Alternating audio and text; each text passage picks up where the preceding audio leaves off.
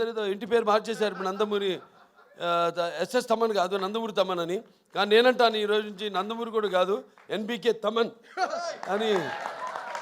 అది బెటర్గా ఎన్బికే తమన్ అని నామకరణం చేస్తున్నాను. అలాగే ప్రతి ఒక్కళ్ళ గురించి చెప్పుకోవాలి సినిమాలో. మా రైటర్స్ అనంత శ్రీరామ్ గారు అయితేనేమి, అటు కాసర్ల శ్యామ్ గారు అయితేనేమి, సాహిత్యం అద్భుతమైన. ఇందాక అనంత శ్రీరామ్ గారు పాడుతుంటే నా కళ్ళల్లో నీళ్లు, అంటే చుక్క చుక్క పాట అద్భుతం.